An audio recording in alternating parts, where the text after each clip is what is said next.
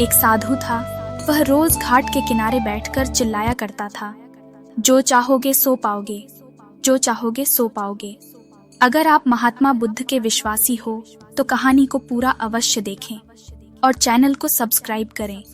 तो आगे की कहानी यह है कि बहुत से लोग वहां से गुजरते थे, पर कोई भी उसकी बात पर ध्यान नहीं देता था और सब उसे एक पागल आदमी समझते थे। एक दिन एक युवक वहां से गुजरा और उसने उस साधु की आवाज सुनी, जो चाहोगे सो पाओगे, जो चाहोगे सो पाओगे। और आवाज सुनते ही उसके पास चला गया। उसने साधु से पूछा, महाराज आप बोल रहे थे कि जो चाहोगे सो पाओगे, तो क्या आप मुझको वो दे सकते हो जो मैं जो चाहता हूँ?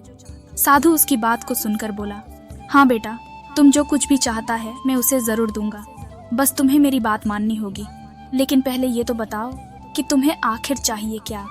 युवक बोला, मेरी एक ही ख्वाहिश है, मैं हीरों का बहुत बड़ा व्यापारी बनना चाहता हूँ।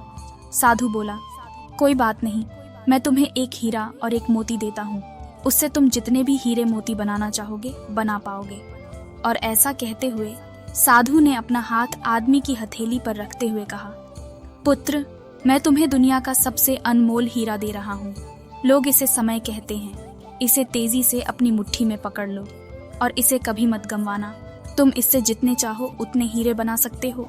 युवक अभी कुछ सोच ही रहा था कि साधु उसका दूसरी हथेली पकड़ते हुए बोला, पुत्र, इसे पकड़ो, यह दुनिया का सबसे कीमती मोती है। लोग इसे धैर्य कहते हैं।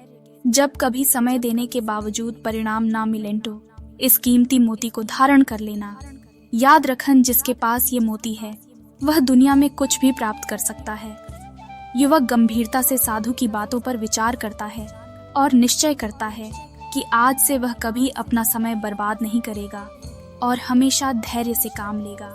और ऐसा सोचकर वह हीरों के एक बहुत बड़ी डेढ़े व्यापारी के यहाँ काम शुरू करता है और अपने मेहनत और ईमानदारी के बल पर एक दिन खुद भी हीरों का बहुत बड़ा व्यापारी बनता है। मित्रों, समय और धैर्य वह दो हीरे मोती हैं जिनके बल पर हम बड़े से बड़ा लक्ष्य प्राप्त कर सकते हैं। अतः जरूरी है कि हम अपने कीमती समय को बर्बाद न करें और अपनी मंजिल तक पहुंचने के लिए धैर्य से काम लें।